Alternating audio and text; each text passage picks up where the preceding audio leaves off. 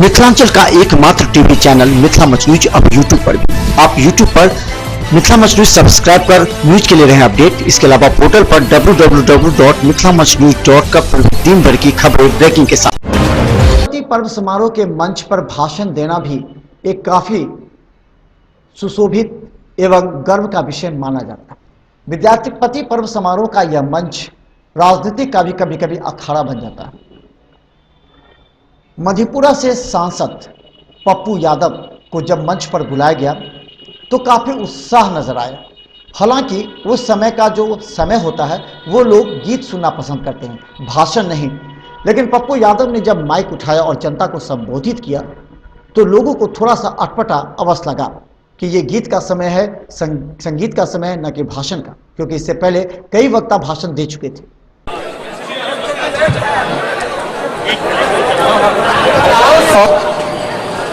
बहुत कुछ लोग छे, अति सम्मानित लोग छे,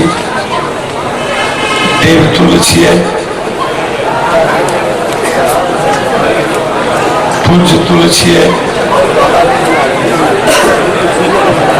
हमारा लिए हृदय से आए सब देवतुल्य छिए। हमें बहुत दूर दराज में देवतुल्य के नहीं माने छे। मंचासीन अध्यक्ष जी, अति सम्मानित श्रद्धा पीठा कुशल, लगातार बहुत वर्षों से पता नहीं बैठो बाबू हमारे जैसे साधारण वर्कर को, व्यक्ति को अपने इस मंच के लायक क्यों समझते हैं, क्योंकि यह मंच बड़े विद्वानों का है। बहुत तथाकथित बौद्धिक लोगों का है और इस बौद्धिक लोगों में हम नहीं सक पाते।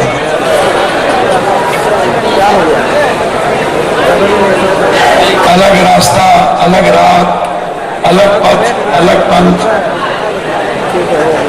लेकिन उनका अपना हृदय विशाल है और हमारे जैसे नाचीज को भी वो बुला लेते हैं। मैं इसके लिए बच्चू बाबू आपको हृदय से आभार प्रकट करता हूं, आपका अभिनंदन करता हूं, हृदय से मैं आपका अभिवादन करता हूं। और मैं बहुत कम लोगों का मेरे हृदय में जगह होता है, क्योंकि मैं जानता हूं बहुत सारे लोगों को, बड़े विद्वान को। मेरा सौभाग्य है कि मैं आपके सामने, मेरी खुशनसीबी है कि आपका स्नेह, आपका प्यार, आपका आशीर्वाद ऐसे विभूति पर, जिन्होंने मध्यकालीन में मैथिली और मैथिला की भाषा, जब सूर, तुलसी, कबीर, ऐसे लोगों की जैसे। पप्पू यादव ने अपने भाषण के क्रम में जब जनता को संगीत प्रेम देखा तो उन्होंने साफ कहा कि वो भाषण देकर आपके बीच इसको प्रतिबंध नहीं करना चाहते और हम नहीं चाहते कि आपके बीच कोई बाधक बने। लेकिन उन्होंने बड़े गर्मजोशी से मिथिला की संस्कृति और मिथिला की सभ्यता को विद्यापति से जोड़ा। पवन सिंह कहीं जाते हैं तो उनसे यह कहा जाता है कि भैया दिया बुझा के गीत गाइए। वो आश्चर्य होता है जो ऐसी गीत सुनने की मानसिकता के लोग हैं, क्या उससे राष्ट्र का, मानव का और उससे संपूर्ण विश्व का कल्याण संभव है। मैं आपके बीच और संगीत के बीच बाधक नहीं बनना चाहता हूं। आप संगीत को सुनिए। यह मंच के बारे में मैं सिर्फ इतना कहना चाहता हूं, अभी ये विद्यापति पर्व समारोह सिर्फ एक संगीत ही नहीं और संगीत कार्यक्रम देखना और सुनना ही उद्देश्य नहीं। बैद्यनाथ चौधरी बैजू ने जब विद्यापति पर्व समारोह आयोजन को प्रारंभ किया था तो उनका उद्देश्य था कि मैथिल और मैथिली संस्कृति और सभ्यता को इसे जन जन तक पहुंचाना। हम बता दें, विद्यापति पर्व समारोह एक संदेश तमाम देश के लोगों को है कि मैथिल भी एक भाषा है, मैथिल भी एक संस्कार है।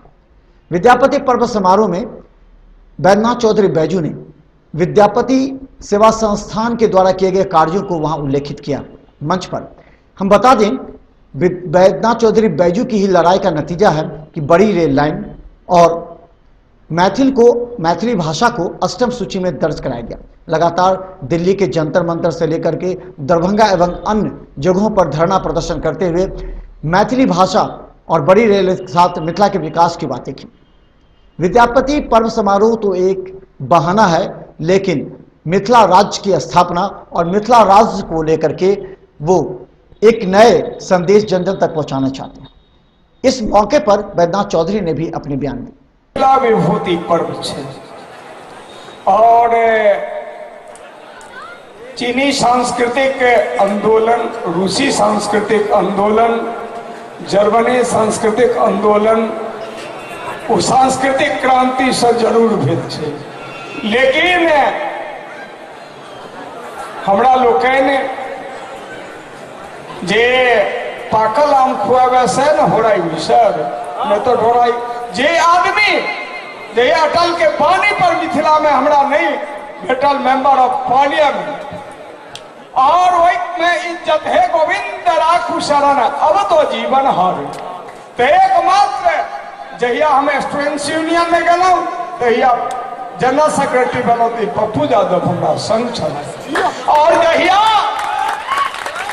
जहिया हम अनाथ जाहित घूमै छलौ अटल जी के हाथ खाली भेले तो रंजिता रंजन के जेल से व्हिप जारी केलखिन और ये व्यक्ति हमरा बाबू भैया शपथ ग्रहण मैथिली में नहीं लेने। यदि मैथिली के लाज पद्मश्री सीपी ठाकुर अष्टम सूची में दिलन तो वही के बाद हमार पद्मश्री के और अटल जी के जे आवाहन रहे ते पर अहाँ लोग ध्यान नहीं देने रहिए।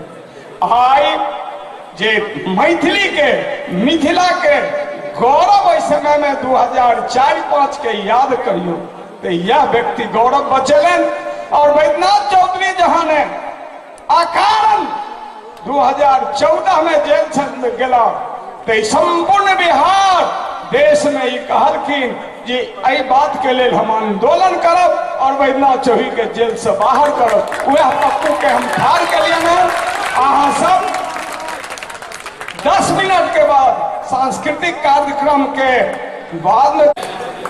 लेकिन धीरे धीरे पप्पू यादव के स्वर थोड़ा सा कड़ा और तेज हो गया। पप्पू यादव ने मंच पर बैठे हुए लोगों को साथ ऐसे लोगों को भी संकेत दे दिया कि 70 साल आपने मिथिला और मैथिली के नाम पर राजनीति की, लेकिन आज भी मिथिला का विकास नहीं हो पाया। उन्होंने ऐसे लोगों को साफ संकेत दिया और कहा कि 70 सालों से आप मिथिला की संस्कृति के नाम पर सिर्फ राजनीति करते आ रहे हैं। किसने कहा था मिथिला और मैथिली की संस्कृति को कमजोर करने की? आप लोगों को तो बहुत लंबा समय मिला। 70 साल लोगों ने मिथिला और मैथिली की संस्कृति को अपने घर की जागीर मान लिया। वोट और सत्ता के लिए आपने इस्तेमाल किया और जो लोग वोट और सत्ता के लिए मिथिला और मैथिली की संस्कृति को इस्तेमाल करता है वो कभी मिथिला और मैथिली का कल्याण नहीं कर सकता है। ये मिथिला और मैथिली की संस्कृति का मतलब कोई एक जात और कौम नहीं हो सकता। मिथिला और मैथिली की संस्कृति का मतलब हिंदुस्तान की तहजीब, हिंदुस्तान की संस्कृति, हिंदुस्तान के उस भाव की है जिसमें कृष्ण, जिसमें राम, जिसमें कबीर, जिसमें नानक, जिसमें मोहम्मद, जिसमें बुद्ध, जिसमें अरविंद घोष, जिसमें विवेकानंद, जिसमें दयानंद सरस्वती, जिसमें राजा राम मोहन राय, ऐसे भाव संत रविदास, कबीर, ऐसे लोग। और उस मंच पर हम हैं जिसने हमें जीना सिखाया वो है विद्यापति कवि, जिसने हमारे इतिहास को जिसने गर्वान्वित किया मध्यकालीन से आज तक, जिस मिथिला और मिथिली की संस्कृति को पूरे विश्व में एक साहित्य और कला के रूप में यदि हर व्यक्ति के मन और धन में बसाया, वो है हमारे विद्यापति कबीर। उनके इस कड़े बोल को वहां मंच पर बैठे हुए कई नेताओं को तो स्पष्ट खराब लगा, क्योंकि उस मंच पर डॉक्टर सीपी ठाकुर, संजय सरावगी, अमरनाथ गामी के साथ संजीव झा जो दिल्ली से आए हुए जो विधायक थे के साथ कई लोग थे। लेकिन सबों को संदेश देते हुए पप्पू यादव ने कहा कि आप लोगों ने मिथिला और मैथिली को अपनी जागीर समझ रखा है और 70 वर्षों से इसका विकास अधूरा रहा। विद्यापति पर्व समारोह में अपने भाषण को आगे बढ़ाते हुए पप्पू यादव ने कहा कि एक नायिका जब अपने आप को समर्पण करती है तो उसका समर्पण का भाव होता है, लेकिन सामने वाला क्या करता है वो इसे नहीं समझ पाता। उन्होंने कहा कि मिथिला और मैथिली विद्यापति जी का जो सभ्यता है, विद्यापति जी के प्रति उनकी पूरी आस्था है। उन्होंने कहा कि मिथिला की आवाज़ को और बुलंद होना चाहिए, लेकिन राजनीति नहीं। उन्होंने कहा कि विगत कुछ दिनों से दरभंगा में इतने कांड हो गए जहां पेट्रोल छिड़ककर जला दिया गया और 3 की मौत हो गई। ऐसे समय में कहां थी मिथिला और मैथिली भाषी लोग। उन्होंने इस बात को लेकर के काफी तीव्र आलोचना भी की। पप्पू यादव के इस बयान को पूरे शहर में चर्चा हो रही है, सभी अपने अपने तरीकों से ले रहे हैं। ठाकुर या ये बात कर रहे थे नैन्सी झा, या बात कर रहे थे यहीं पर एक बच्चों को जला दिया गया था। मुझको नहीं जानकारी थी कि जिंदा जला दिया। कल ही दरभंगा में एक बच्ची को दबंगों ने इसीलिए नंगा करके के लोगों के बीच में अपमानित किया। साधारण बच्ची को बदन पर कपड़ा नहीं था। इसी दरभंगा में कल की एक घटना। अब मैं वहां अभी जा रहा हूं, मुझे वहां जाना है। मैं ऐसे चीजों में सच्चाई है कि दिलचस्पी कम रखता हूं, लेकिन आप जिस तरह के आचरण करेंगे तो आप इस बात को हमेशा समझिएगा कि मैं 130 करोड़ लोगों से बिल्कुल डिफरेंट हूं। मुझ पर कोई एक जात और कौम नहीं हो सकता।